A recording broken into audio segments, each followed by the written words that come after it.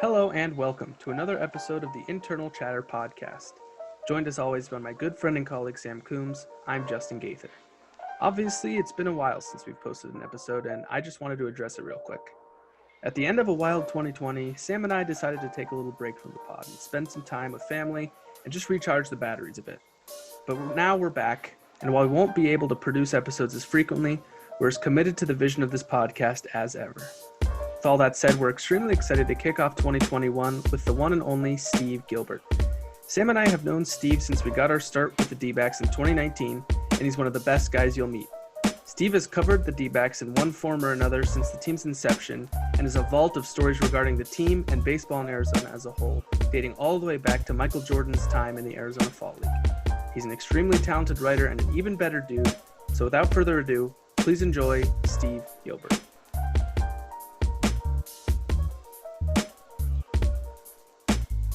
Fellas, There he is. Wow. long time no see. Yes, sir. How From you the doing? catwalk. I'm doing good. I'm trying to decide on my background. I really wanted my Angry Casey background, but I decided we shouldn't do that. Oh, please do. Which Angry Casey is that? Well, let me see. Let me find it here. I got to send it to myself so I have it. It was years ago when Casey was super stressed in Texas, and I was bothering him during a game. So you guys are going to absolutely love this. Oh, sure, And it's a I face we've happened- seen before. And he I gave you happened to catch him right as he was looking over at me after I said something kind of smart alecky, which I know surprises y'all. Yeah, that's rare. he gave you a bro what the hell look. Yeah. Yes, it was it was quite a thing. It's coming through here. Hold on one second. I got to grab it and do it. You guys doing well? Yeah, we're good. Doing well. We are good. Crazy times, huh? Yep. Oh man. Yep. Just I mean, it sucks that, for people like yourself that have to go through this whole thing, this is terrible. That's why we graduating. came up with this idea to have some chats with some people and stay as busy and productive as we can. Well, that's a great idea. And, it's not going to last forever. So they're going to have to staff back up. Yeah. Yep. Teams are going to That's have to true. staff back up here soon. Yep. I remember, I came into things when the strike had hit in '95, and so I was Okay. one of the hires when they were building things back up. So Right. I can definitely relate to that. I'm saving this Casey Wilcox image, and then I will upload it here. Perfect. Perfect. Yeah, can't wait for that. He'll enjoy seeing I that. was gonna say, I'm sure he'll appreciate the shout out. Oh yeah, I did this on a call with Tori earlier this year, and he had Casey had a meltdown. He's Oh, like, sure he did. "Get over there." Yeah, I guess you're probably a Zoom expert at this point. Yeah, amazing. Who ever heard of Zoom before like March? I'm sure you guys probably did, but Some Skype inside dropped the trade. ball. There he is. Look at that. Oh wow. Yep. that's pretty hateful. I probably shouldn't have that up. I would not want that look, to be honest with you. That comes up on my phone when he calls me too. That is worse than a please handle, I'll tell you that much. Oh yeah. How about this County Stadium for where he's Perfect. There you go. Perfect. Perfect. Well, Okay. I guess we can get right into some stuff. Just kind of wanted you to, for people who may be listening, just kind of get into what it means to be a beat writer and kind of what your role is in covering the Diamondbacks. Sure. It's interesting the way this whole thing started out for me was I was actually working for the Diamondbacks. I had been assistant director of public relations for the Brewers from 95 to 97. And everyone's going to laugh when I say this, but towards the end of the 97 season, I got a call from Jerry Colangelo's people who were running, at that time, the Suns, Diamondbacks, Mercury, and the Rattlers. Mm-hmm. And there was this new thing called the internet that people said was going to be big. And it's hard to Incorrect. think of that right now, but you have to remember at that time, teams really didn't have much of an online presence.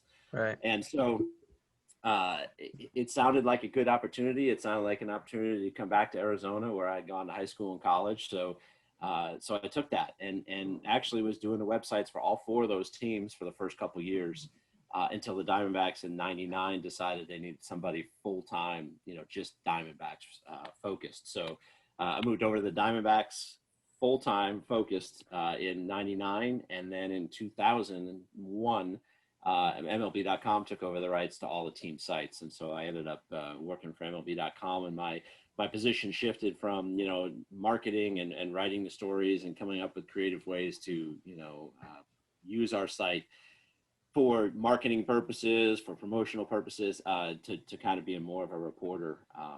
And so that's kind of been the transformation, and just got a notice the other day that I passed my 20th anniversary for MLB.com. So I'm certainly feeling quite old right about now.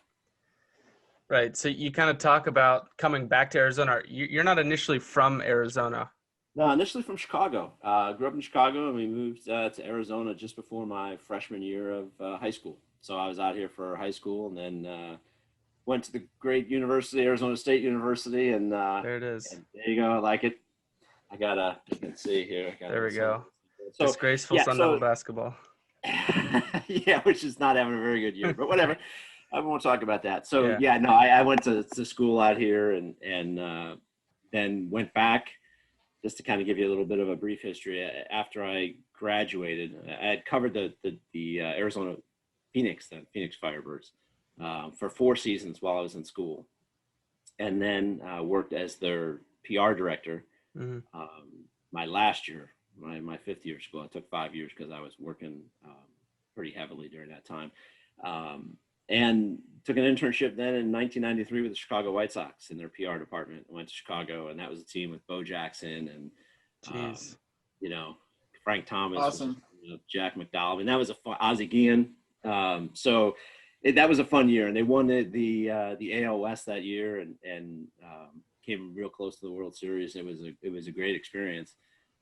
But then the strike hit the next year, and nobody was hiring, obviously, in baseball. So I came back to Arizona and was a substitute teacher for a few months. And the Arizona Fall League called me and said, hey, they're looking for somebody to kind of run their public relations in 1994. And I thought, okay, that'd be good. And they told me when they were offering me the job, they said, there's a chance Michael Jordan might come play. And so we wanted somebody with some experience. And I said, Michael Jordan's going to come play in the Arizona Fall League. It's happened. And so my life changed from how can we get attention for the Arizona Fall League to, oh my God, how do I manage so much attention? Yeah, ESPN trying to cover the Fall League. Yes, exactly. Because, that was never a problem, was never managing the media. It was trying to get coverage. And now it turned into how do we manage all of this? So my experience doing that with Michael then kind of led the Brewers to call me in 95 after the strike, towards the end of the strike. And offer me a chance to work for them. Yeah, I want to get into the Jordan stuff a little bit later, but when you said you grew up in Chicago, were you always a White Sox guy? Were you always a baseball person? Yeah, I was always a baseball person, but I was a diehard Cub fan. My family had season tickets to the Cubs. And so when I was interviewing for internships, I actually interviewed on back-to-back days on a Thursday with the White Sox and a Friday with the Cubs. And the Cubs internship was for 7 months, and the White Sox was a year-round. It was from January to December. And so after I got back from the Cubs interview on Friday, the White Sox called me and said, we know you interviewed with the Cubs today, because I told them the day before, we want to offer to you right now. If you say yes right now. And so, it was really a hard time in my family. Yes, for me to go work for the supposed enemy. We always kind of grew up that way. So, but it was a 12-month. It was a 12-month over a 6-month, and at that time that was really important. So I went and worked for the White Sox, and it was weird getting White Sox gear and wearing White Sox gear. It was a totally different experience for me. Did you always know that you wanted to work in baseball? Was that kind of your career path all along, or did it kind of develop over time? Yeah, I always enjoyed writing when I was a kid. I always used to make up stories and write out longhand stories about my stuffed animals when I was really little, and their adventures and stuff. And so I always really loved to write. I loved playing baseball. I played all the time. It was the only sport that I really, would play, pickup basketball and things like that, or football. But the only sport that I really was passionate about was baseball. And if I could find a way to kind of merge the two together, That's always kind of what I was trying to do Yeah. in my life. I didn't know exactly what that would take. And I think that's really important for people who are thinking about careers. You don't know what the future holds. I didn't know, certainly not when I was a kid, and even when I was in college. I mean, I hate to date myself like this, but the internet didn't really even exist. So Oh man. I could never have said, people always ask, well, did you know that this is, that you wanted You were writing in chicken scratch still, that's right? yeah, and I mean, it was like we had typewriters. I mean, there's I took typing class in high school, for crying out loud, like on typewriters, not keyboarding. It was typewriting. And so again, you just kind of follow. I just kind of kept following where the opportunities were, to be in baseball or to do writing, and that's kind of led me to where I am today. Something I never could have envisioned, 20 years ago. Do you think your background kind of starting out in PR helped you early on when you transitioned into journalism and kind of feeling out, your access and things like that? Yeah, I think they really helped. Being a reporter first and covering the Firebirds, and then they asked me to be a PR guy. So when I took that over, I had a feel for, what reporters were looking for, Right. and then going back, into the reporting world. I think I like to think that I still have a pretty good idea of what public relations people have to go through, and so I think that maybe that makes you. I think that gives you a better perspective. You need to know where they're coming from, and certainly having a writing background helped me in PR understand where writers were coming from, or I should say journalists now, because it's so there's so many different mediums. But I think that really has helped. Getting a wider perspective of that really has helped me on both ends. You talk about kind of a diverse, wealth of background experience that you had to get you to where you are. Do you have any kind of mentors that stick out to you as people that really took you under your wing, or was it more so just a collaborative effort of people who helped you out? But there's always a ton of people that we come across in our lives that kind of help us. And I'm gonna dig way back into the Wayback Machine. A guy by the name of Jerome Holtzman, who may or may not be familiar to some people. He invented the save rule, believe it or not, back in 1969. But he was an old time writer for the Chicago Tribune, for the Chicago Sun-Times for years. And my late father, was his camp counselor, because Jerome was an orphan. He was a summer camp counselor for him. And so growing up, my dad and Jerome were, when I was growing up, my dad and Jerome were very close. And so, again, it's hard to imagine this, but back then, press passes didn't have pictures on them. Security wasn't as tight. And so Jerome would always share the pass with my dad, and we could go during the week because we had weekend season tickets. And, he got me on the field to meet Rick Monday back in the 70s when Rick Monday was with the Cubs. And, he was always kind of a mentor to me, and kind of, would read my stuff and encourage me, and somebody I looked at. My high school baseball coach, who looked at me and saw somebody who understood the game, and probably could play small college baseball at best, maybe, helped get me a job with the what was at that time the Mesa Tribune, Tempe Tribune, Chandler Tribune, calling in high school sports scores when I was a sophomore in high school, and that led the sports editor to eventually let me cover high school sports when I was a junior in high school, which I really had no right to be able to do. That's crazy. I look back at those stories now, I'm like, oh my God, it's embarrassing, some of these stories that I wrote. But Right.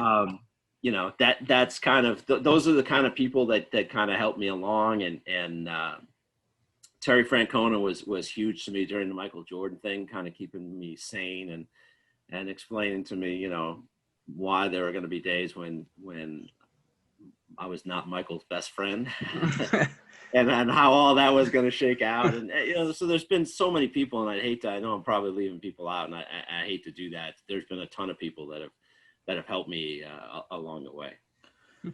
Was there ever, you said you went to Arizona State, and obviously when you were there, the Diamondbacks didn't exist yet. Baseball, you mentioned, was kind of your passion, your favorite sport. Did you ever consider going somewhere else for school in a market that had a major league team? And then, eventually when the Diamondbacks came into things, how exciting was that? Yeah, I did think about that. I think one of the reasons that I stayed stayed in town. I mean, I thought about a lot of different things. I thought about going up to NAU. I thought about going back, you know, to the Chicago area.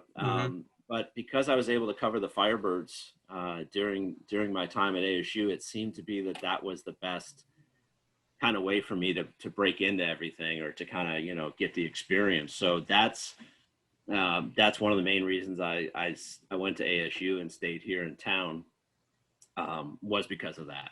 So, and ironically, when the Diamondbacks were awarded, I was at like March 9th of 1995. I had just, I was like a month into my time with the Brewers in Milwaukee. So I was watching everybody celebrate back in Arizona, and being stuck, you know, the spring weather in Milwaukee is not good.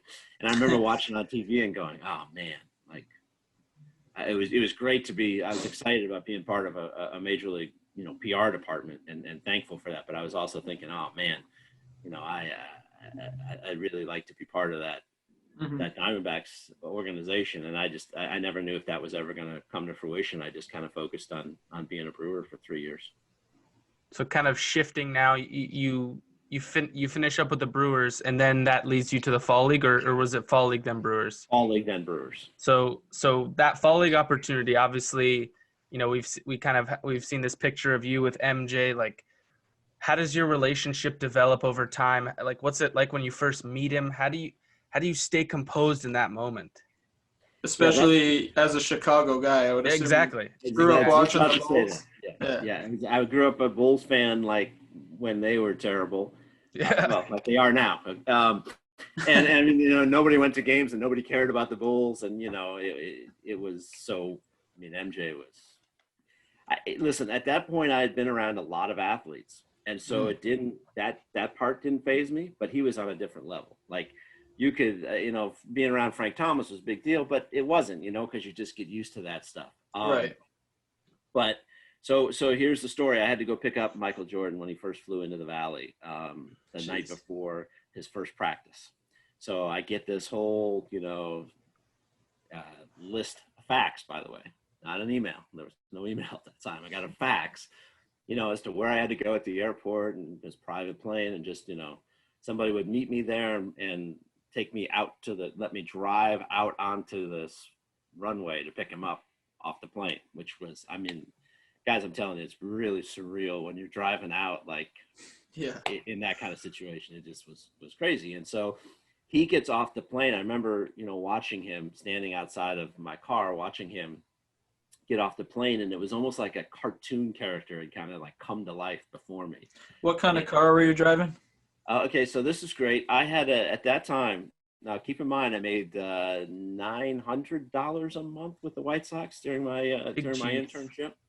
So I was living with my sister at the time, and what I could afford was a Chrysler K car. I don't know if you've ever seen them, but if you've ever seen a cardboard box, imagine it on wheels, and that's what I had. But so I borrowed my mom's car. Okay, there you go. I borrowed my mom's car, so it was a little bit nicer. So you pulled up in a minivan. Yeah, no, it was not a minivan, and well, I'll get to there's a good part of the next day when I get to it. But so that night, you know, he comes off the plane and walks over and shakes my hand, and I'm just like looking at him like, oh my God, like this is unbelievable. And you know, he's got people putting stuff into the car, and there's golf clubs, and I don't know how it's all gonna fit. And now I'm driving Michael Jordan, like through Phoenix at night, headed to the God, what's the big resort in Scottsdale? The Phoenician. Yes, he had a casita at the Phoenician. I'm sure he did. So I drove him out to the Phoenician, and there was somebody waiting at his, you know, cabana or whatever they call it, casita, to unload the car, and he said, hey, listen, why don't you come pick me up in the morning and ride with me to the ballpark so I know how to get to where I need to get to. Okay, yeah, sure, I'll be there in the morning. So I show up in the morning in my Chrysler K car, and he comes walking. Does he fit? He comes walking out of the casita. He looks at that and he goes, "Yeah, no, we're not. That's not getting in there." And what was amazing to me is that somehow in the 10 hours or 12 hours since I had dropped him off, he had I think it was back then a Ford Cherokee or whatever. He had a deal with Ford. So he had a Ford Cherokee and some kind of red sports car already waiting for him at the hotel. So that he drove. I rode shotgun in one of those two cars. I think it was the Ford Cherokee that first day. So yeah, he never did set foot in the Chrysler K car, but What a shame. we did. Yeah, no, we did ride together a bunch. Is he a good driver? He's a good driver. I think one thing that you learn is that anytime you stop at a light and people look over and see him, they just lose their mind. They double like take. We're on Camelback, and people literally jumping out of their cars at a stoplight to run over and knock on the window and ask for an autograph. Like they get lights green, cars are zooming, and these people still want autographs from them. So it was something that I had never really experienced. I've seen popular athletes before. I've seen, people excited to meet people, but I've never seen like grown men lose their minds. He's a rare item. Larger than life. It was rare being part of that. And I looked at it and I thought, it's just, how does he do it? Like, how do you go someplace where literally everybody knows you? Like, you can't, like you and I, we go into a doctor's office and we can sit in the waiting room and nobody cares about us. Like, he can't literally go anywhere. He would have to wait outside in his car for appointments or to do that kind of stuff. And it was just weird to me. I don't know how somebody could live like that. Can you also get into a pickup basketball game in which your lung capacity was less than ideal? So, like I said, Terry Francona was very helpful to me in a lot of ways. And so Tito and I would get together on like Sunday nights and go, have dinner and just kind of sit around and talk. And one Sunday he said, "Hey, listen, instead of dinner, we're going to go play some basketball." He said, "MJ's got a game going up at Club SAR, so we're going to go play." And I said, "By we, you mean what?"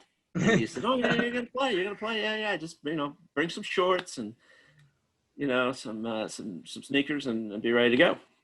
So here I am. This is about, a month and a half or 2 months into my fall league time. So seeing Michael was no longer like a huge deal because it was just like a day in, day out thing. And, we would have our battles about, media requests and stuff like that. So again, he still was Michael Jordan, but it wasn't like it was those first few weeks where it was just like every time I saw him, I was like, geez, oh my God.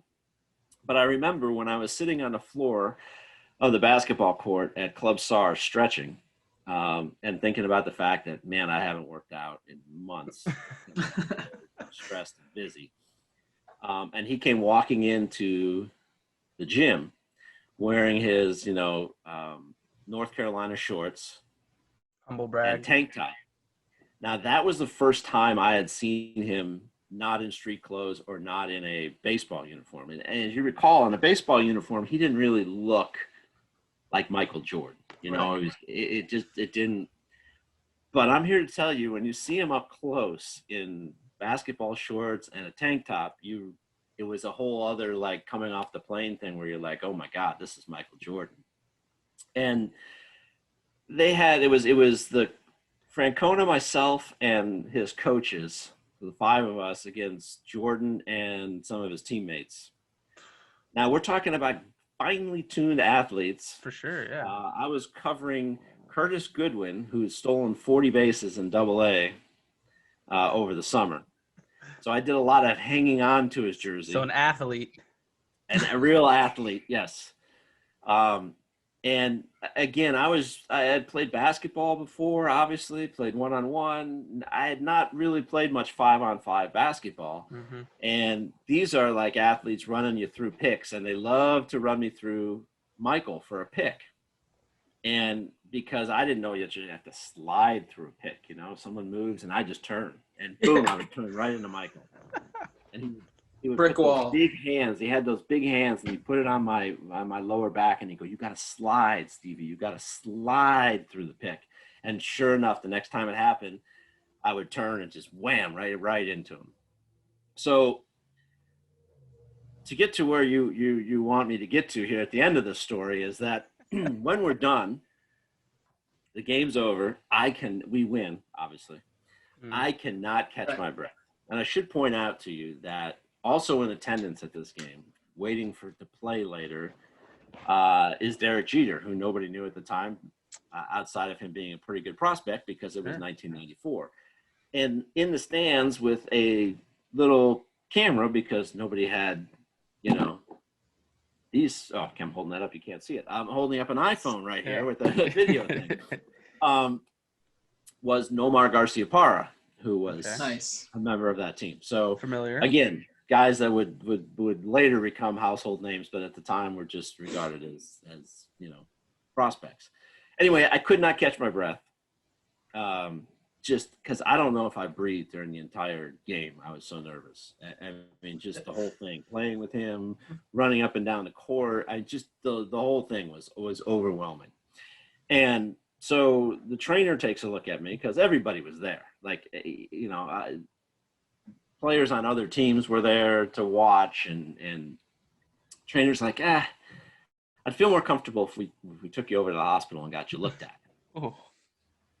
So I'm thinking to myself, no, I don't really want to go to the hospital, because then every time somebody asks me, tell me the story about playing with Michael Jordan, it ends with, I'm in the hospital. So no, I'd really rather not. And so they waited a little bit longer. I hadn't caught my breath, and they're like, yeah, we need to take you over. So they took me over to the hospital, and one of Jordan's security guys took me over. And so I don't know what he said to whoever was at the desk, but that it's like a Scottsdale. It was right by the ballpark there in Scottsdale, and it's a Sunday night, so it's packed with people.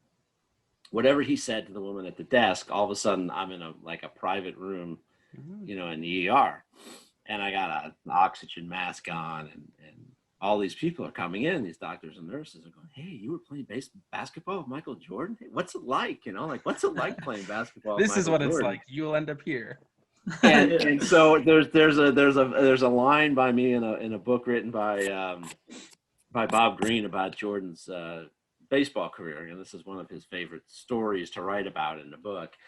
Can I use what's the language requirements on this? This is anything you want. TVMA. Okay, so finally, about the 18th time I've been asked this. Well, I have oxygen, and I'm embarrassed, and I have an oxygen mask on. As I took the oxygen mask off, and this is Michael's security guy telling the story. I took the oxygen mask off and said, "What's it like?"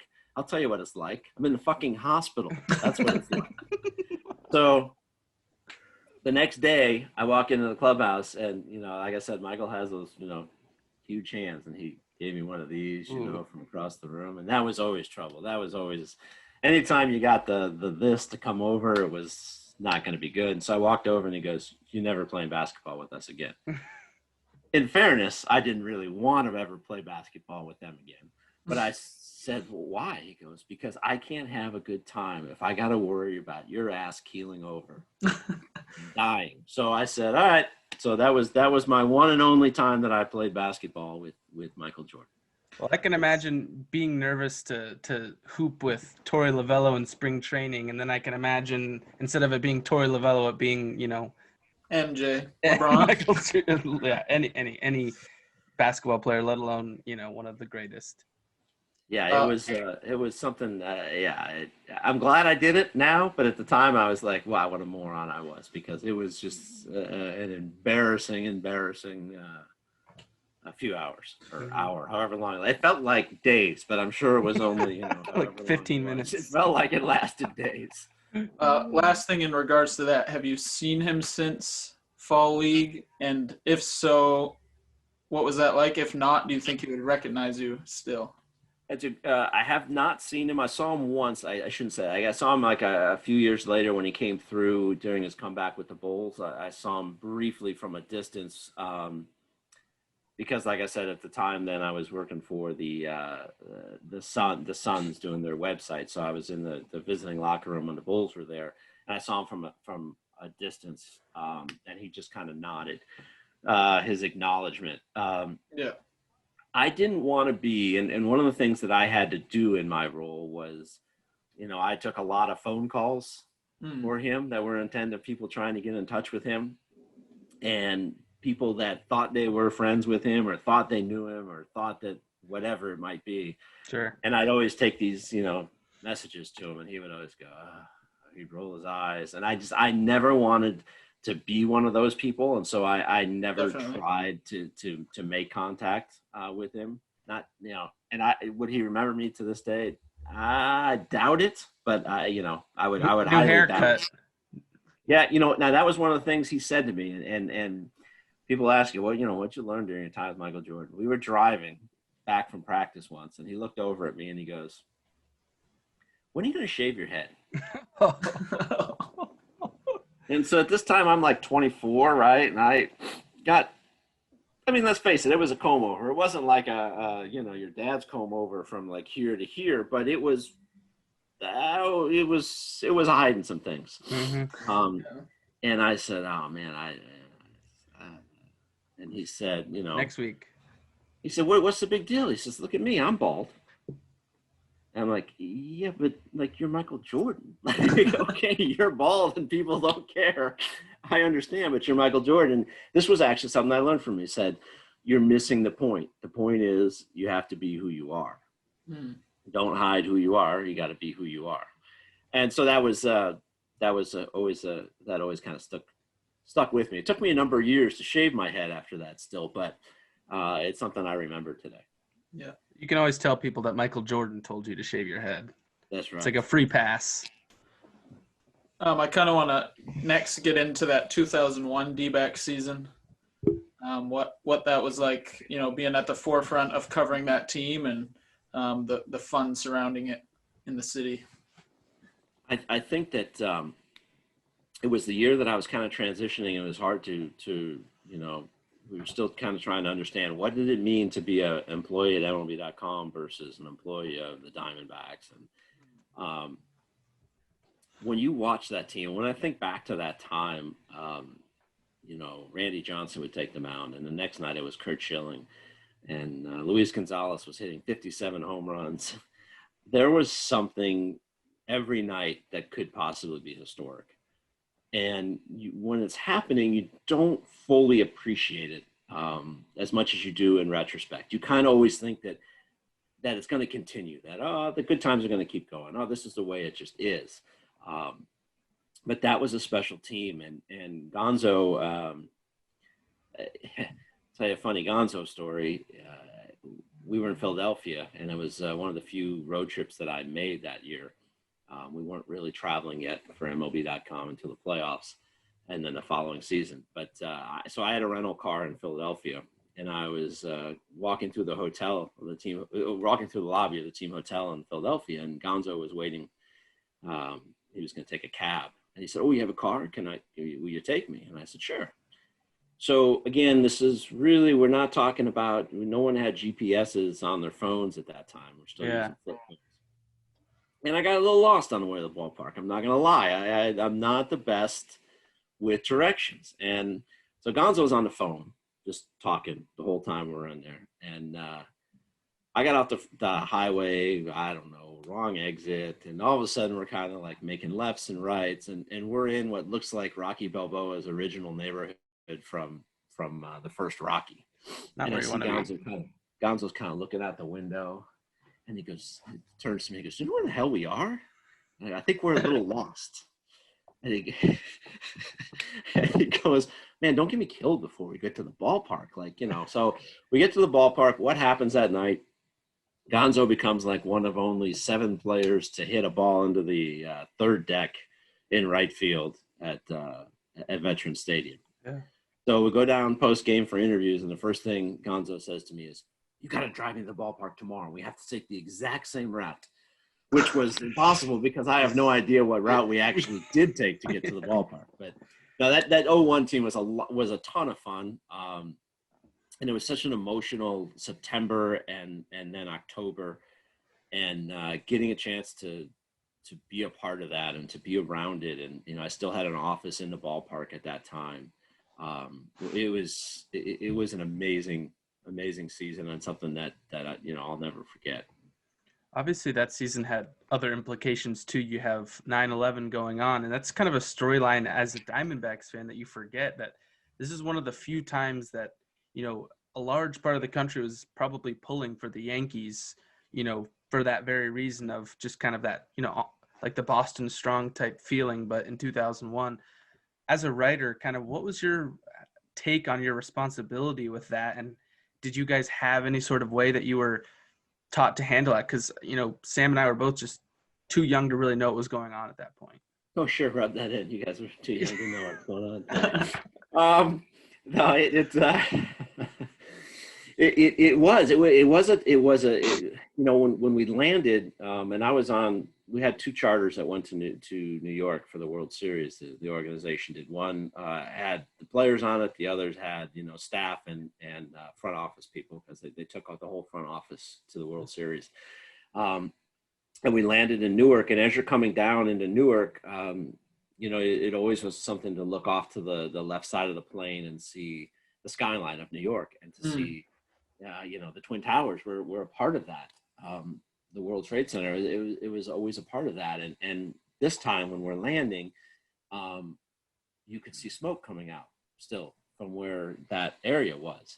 And it was that was the moment, because when we're flying there, I'm with the front office, and there's a lot of excitement. Up 2-0 on the Yankees. I mean, World Series championship coming. And when we descended and saw that, and then you hit the runway, and you've got National Guard, or maybe it was federal troops, I don't know what the distinction was at that time, rolling in Jeeps alongside the plane as it's landing, with guys standing, with whatever the weapons are that they have, because before he's apparently gone, I don't want to say that, because the mayor at that time, Rudy Giuliani, was determined that nothing bad was going to happen during this World Series. And so we got on these buses, and normally it takes forever, as anyone who's ever experienced traffic right around rush hour time, going from Newark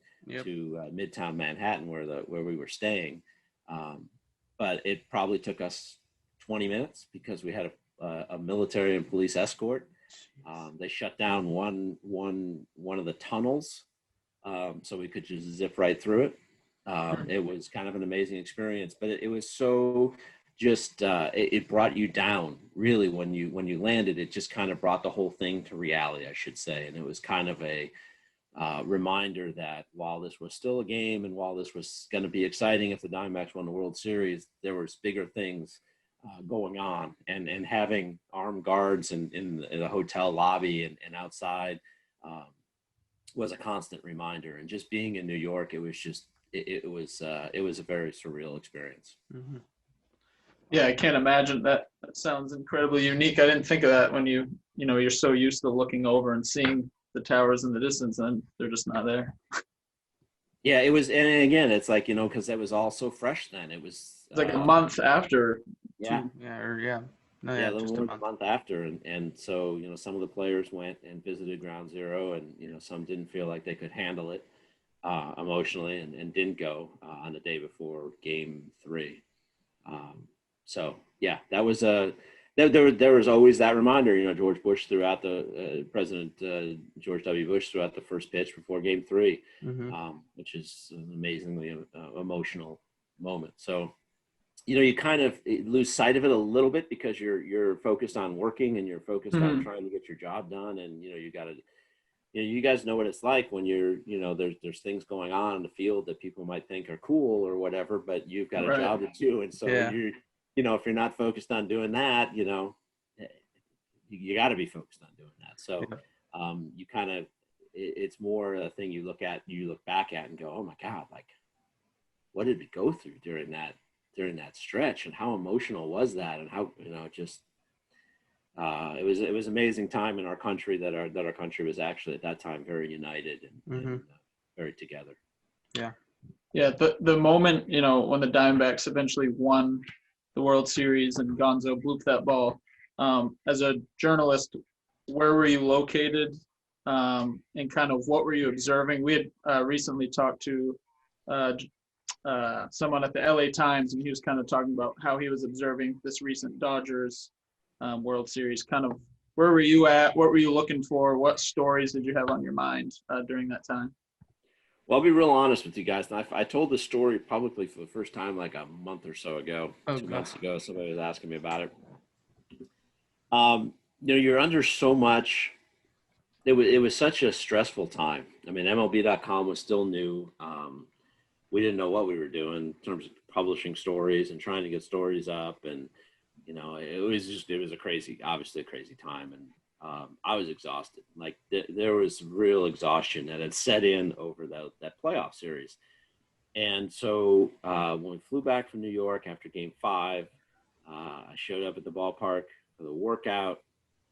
That night I went home and got like deathly ill, like stomach flu, exhaustion type ill.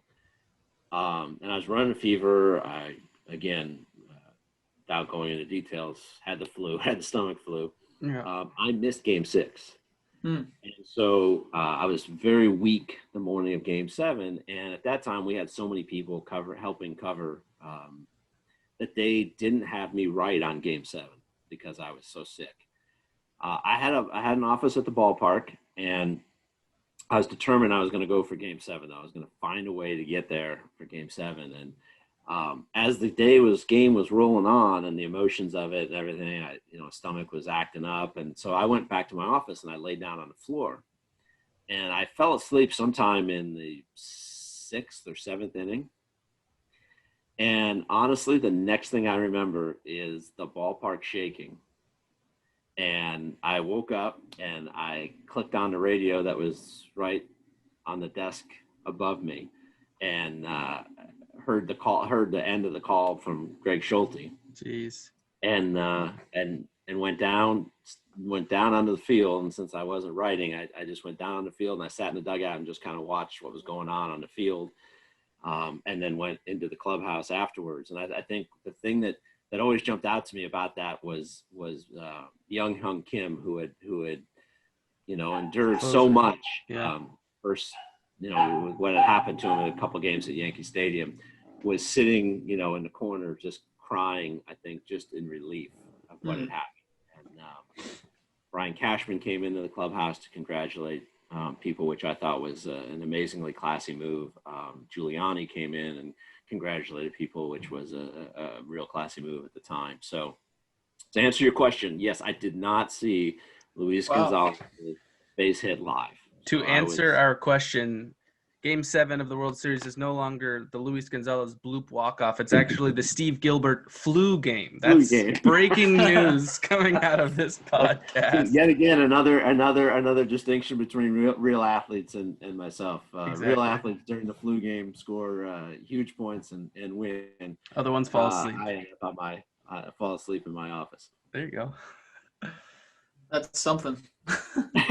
Well, we can we want to talk a little bit before we let you go about just kind of your job, and obviously when you're a beat writer, that's a big commitment during the season, and from February through if you're lucky October, you're busy pretty much every day. So what is a day, we'll say regular season day, like for you? Kind of what's your schedule, what's kind of your itinerary of what you have to get done and how you go about tackling it? Well, I think if I'm at home, if it's a home game and it's the a regular season as opposed to what it was like last year, right. A 6:40, a regular 6:40. Yeah, so you get up a little later in the morning because you've been out the night before at the game working late. Mm-hmm. You show up at the you always want to scan and see what other people have written. While you're having your coffee, and you want to check out did you miss anything. And I don't even mean like scoop wise. I just mean like angle wise. Did Nick McCorrell with the Arizona Republic see something I didn't see? What was his take on something? Yeah. And then you try to get a workout in during the season. I think it's important to try to keep yourself in shape, because it's a marathon on this end as well. It's different, obviously. I'm not comparing it physically to what players go through, but you do need to take care of yourself, and usually get to the ballpark then 1:45, 2 o'clock, maybe, depending on what time the clubhouse is open. And clubhouse, 3.5 hours before the game, you're in the clubhouse for an hour, just kind of trying to see what's going on, maybe following up on some storylines from the night before. Maybe you're working ahead on an upcoming game. Maybe you need to talk to a guy about he's been struggling or he's been playing well. An injury you want to check on, and see how guys are doing. One of the things that a veteran writer once told me is always take attendance in the clubhouse. Always kind of take note of kind of take a look around the clubhouse and see who's, even if they're not in front of their locker, that their clothes are in there, because that's always a tip off as to if something might be going on. And then, batting practice starts. The manager will do his, just before that, he'll do his daily meeting with us, where you follow up on storylines and whatnot, and go upstairs to the press box and try to write all that up. You try to come up with a pregame notebook that updates fans on injuries, or updates fans on current trends, or who might be dropped from a rotation, who might be dropped from a lineup. Mm-hmm. And then you try to get a little dinner in you, and then the game starts. And it used to be you would watch the game and write a story, but now everything is 24/7. So if something happens noteworthy in a game, we want to get a quick story up on it. If somebody gets injured, leaves the game, if somebody hits the longest home run by a Diamondback this year, we got to have they want something up there right now for fans. So it's become a lot more of a continuous thing during a game. Plus you're monitoring Twitter, and you're trying to keep people updated via Twitter. And so that then post game, you go down, the manager does his post game first. And then you go to the clubhouse and hopefully find the players you need in a timely fashion. Sometimes they're busy working out, busy getting treatment, busy eating dinner, so you kind of have to wait on that, and then you hustle back upstairs and you write a story about the game, or about a big storyline from that night. And sometimes that gets you out of there, depending on how quick the game is, 90 minutes to 2 hours after it ends. So it's kind of a later night, but that's all part of the job. And again, it changes if you're on the road. Sometimes you have a flight to catch. At the day game, you have a flight to catch, so you're trying to write quickly so you can get to the airport, and all those kind of things. So it's definitely a very challenging, no matter how long you do it for. When you start to factor in the travel and whatever, it can be kind of a grind, but it's also a fun grind. How does that schedule differ for you in the off season? The off season can be, depending on if the team you cover is making a lot of moves or not, can be slower. It can also be a little more chaotic if there's a bunch of signings or trades or rumors. There's kind of a rhythm to the off season. In October, it's usually very quiet unless you're covering a playoff team. November, you have the GM meetings at some point, so there's a lead up to that, and does anything happen at the GM meetings, and then not long after that are the winter meetings. 4 days of standing around a hotel lobby. Those are my least favorite 4 days probably of the year, just because it's constant worried that you're missing something, standing around bored, looking for stories, and that can either be a slow 4 days, or the Diamondbacks could announce the Zach Greinke signing and trade for Shelby Miller, God forbid. Huge trade. What a trade. We love that trade, don't we? Whew. And you can be writing all 4 days of the winter meetings. And then again, it gets a little quieter during the holidays, and then January, it starts to heat back up again if there's still free agents left, and before you know it, it's February 14th, and you're trying to explain to your wife why Valentine's Day is just going to have to wait this year because pitchers and catchers are reporting, so got to be out at the ballpark bright and early. Yeah. What's kind of that spring training like for you? Obviously, from a PR standpoint, very early mornings, but typically in early departures. It's the same thing for you guys? Yeah, it's I always laugh. It's we always used to kid because Nick Pecora, with my good friend, dear friend with the Arizona Republic, we love Nick not Pecora. a morning person, and so we used to always say he was he has the worst day-night splits of any beat reporter in Major League Baseball, and so spring training is not a good time for him because you're right, it is early mornings, clubhouse opening at 7:30, and you got to be there. For me, it's not a big deal. I'm kind of an early riser. It happens as you get older.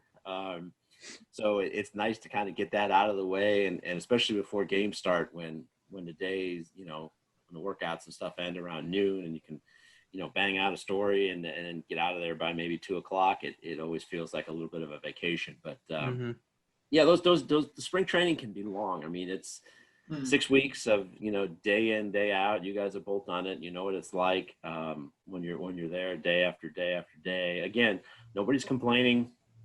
We work in and around baseball, but it is a day in, day out. It's taxing. Yeah, it really is. It's a taxing thing, and it can be boring too, especially when you're trying to find things to write about. If there's not much going on during spring training, right? It can be kind of the same old. What are we going to write about today? Yeah. I think when you look back, we always kind of laugh.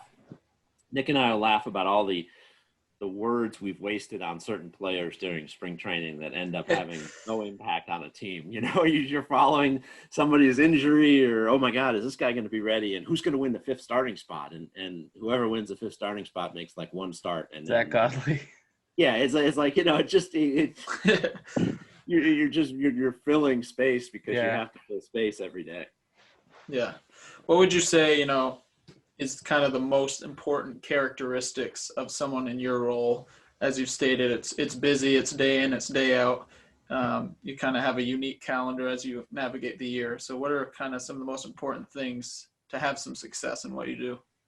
Well, I think you have to love baseball, obviously. But I think you also have to love people. I think you have to enjoy being around people, because if you don't, it's going to be tough, because you're around these players sometimes more than your own family during a season. You can be around PR people more than your family, certainly in press boxes, sitting with those people for months on end. And you have to be able to, for me, I have to be able to laugh and have some fun. I take my job very seriously, but I don't take myself very seriously, as hopefully it's come across in this interview by some of the stories I've not been afraid to share.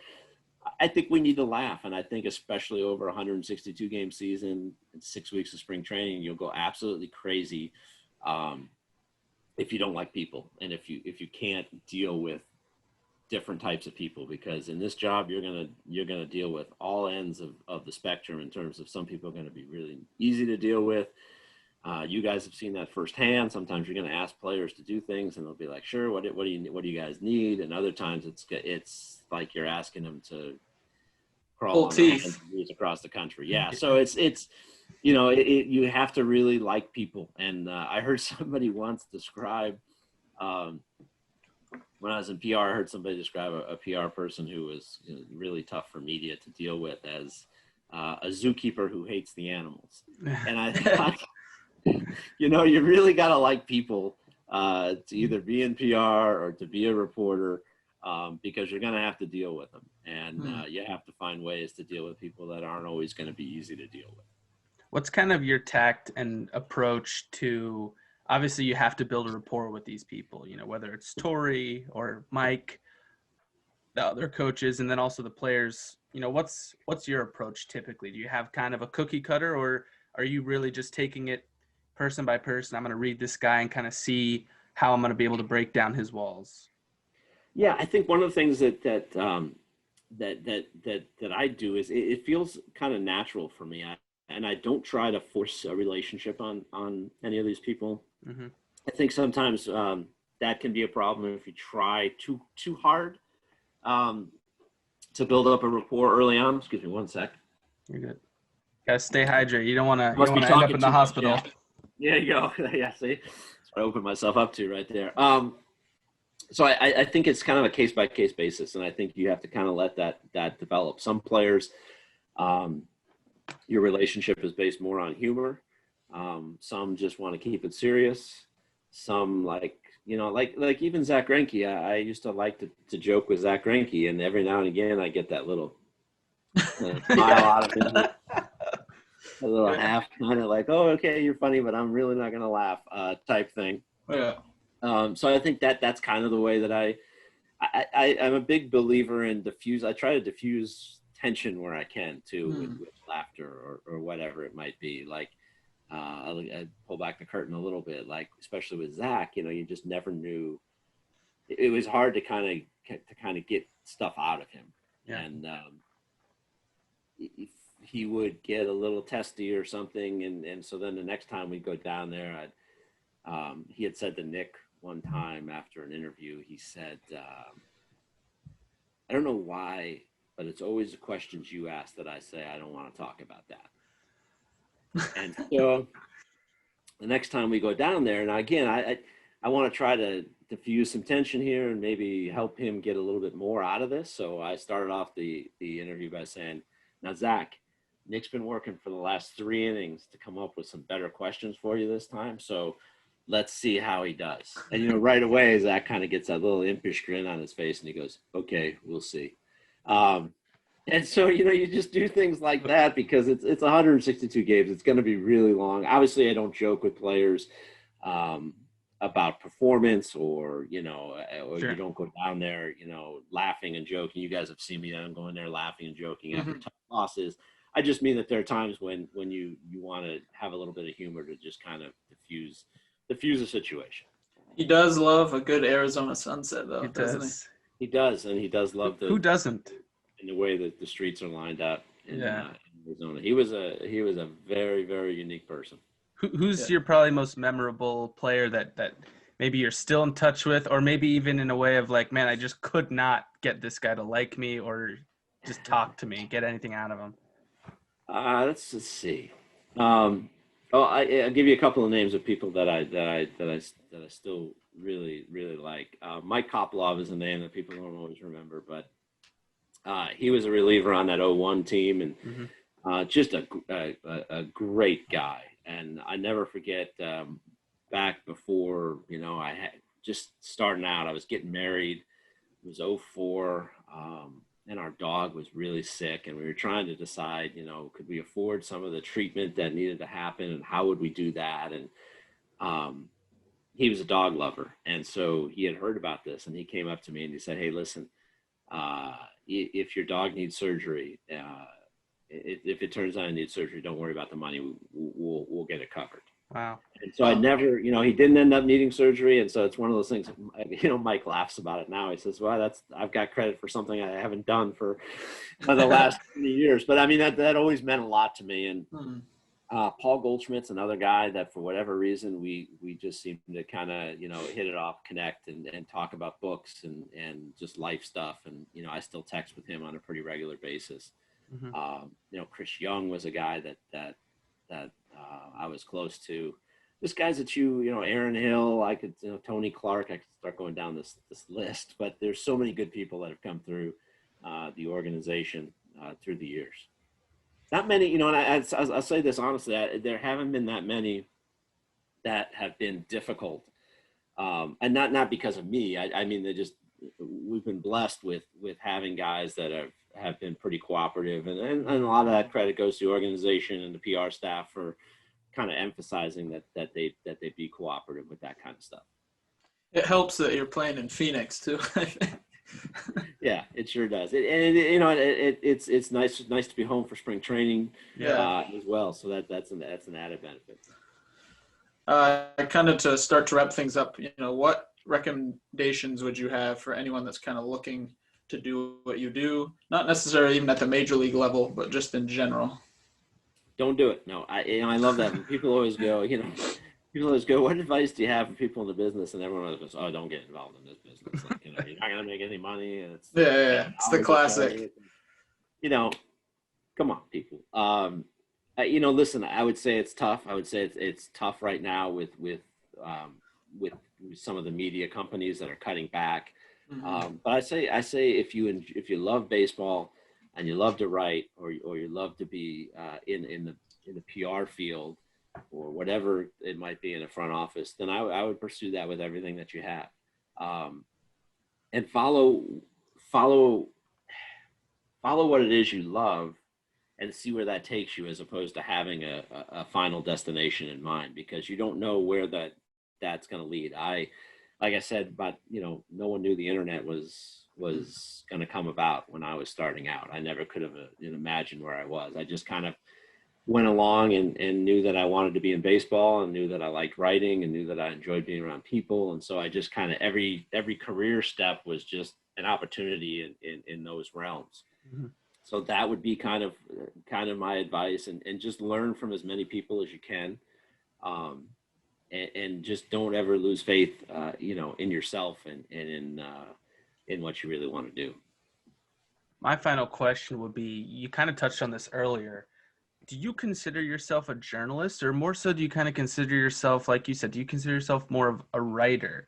I'm curious as to hear your thoughts on the distinction there. Yeah, I think it's obviously a fine line when you're working for MLB.com. It's on the one hand, you're trying to be objective. On the other hand, you are paid by Major League Baseball, and you are paid by, when you're paid by Major League Baseball, you're paid by the individual teams as well. So it's kind of a fine line that we walk, and I think what we try to do is stay away from the opinion aspect of it. I try to stay in my writing factual as opposed to opinionated. I think players, this has been my experience, is players understand when they don't play well, and they don't mind you saying that they're not playing well. They don't mind you saying that they're 0 for 32 or whatever we're talking about.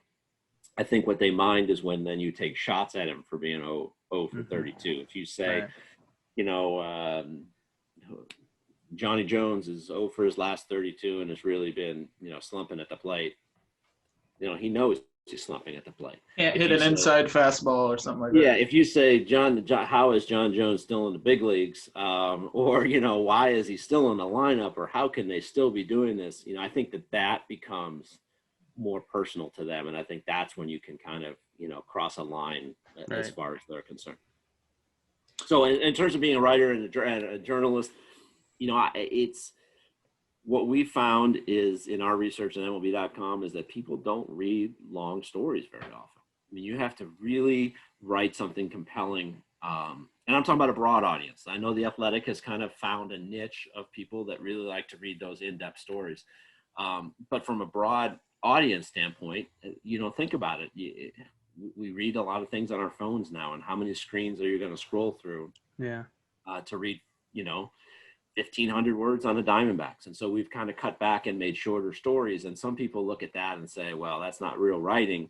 Well, it's not real writing if people aren't reading it. No matter, if you can write as long as you want, and if people aren't reading it, is that really, writing? So I think it's kind of a balance between whether you're a writer or whether you're a journalist. And I think that, if you want to stay employed, you also have to kind of roll with the times and understand that a lot more stuff is video. So you better learn how to shoot video with your phone and upload that. You better learn how to, write so that people will read your stuff. Whether that means including some advanced metrics, but not too much. I think you need to kind of be responsive to what people want instead of being stuck in maybe what worked when I first started in this business. Definitely. Well, I think we got one more question. Justin, do you want to take it or? Yeah. So this is something we've asked every guest we've had so far. It's just kind of like the common thread, and just kind of a fun little thing. So the hypothetical is well, let's just say you're driving, down Jefferson after a game, good game, maybe end of a homestand. You got an off day coming up. And you're driving by yourself and you're cruising. There's not another car on the road because it's, 12:30 in the morning. And this song comes on and you're like, you know what? And you roll down your windows and all of a sudden you're belting every lyric to the song. And what song is it? Whoa. Wow. I think that might be the one question you've asked me today that leaves me like speechless. Steve Gilbert speechless, folks. We've had a variety of answers. Okay, I'll say it has to be like a Billy Joel song. I'm trying to think of which one it would be, but it would have to be like a Billy Joel type Only song. the Good Die Young or something like that. Yeah, that would take me way, way, way back to when I was young. I'm not talking about, recently. I'm not talking about being an adult when I was hearing that song for the first time. But yeah, it would be something like that. Man, I'm old because I'm sure younger people have much better, quicker answers for you on that. Were you at the Billy Joel show, front row, singing the I was not, but Billy Joel was my first concert at the old Meadowlands in New Jersey. Wow. That's a good one. That's a great first show. That'd be a great show at any point, to be honest with you. Definitely. So. Well, we appreciate you coming to talk with us. It was awesome to chat again. It's been a while. Yeah, guys, it's always fun seeing you. I missed this kind of interaction in the press box this past year. Yeah. It's tough because it was always fun hanging out with you guys, and so. Well, we appreciate you taking the time, carving some time out for us, and obviously, you do a great job, and we have a lot of respect for you. So, keep it up, and thanks again. Well, I really appreciate that, guys. Take care. Be well. Take care. You too. too. See you, Steve. See you later.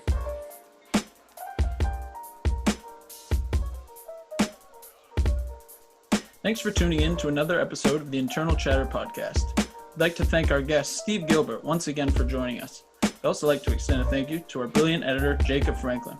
And congratulations to Jacob as well, as he was recently married. Congrats, man. For Justin Gaither, I'm Sam Coombs. Stay tuned, folks. We'll chat soon.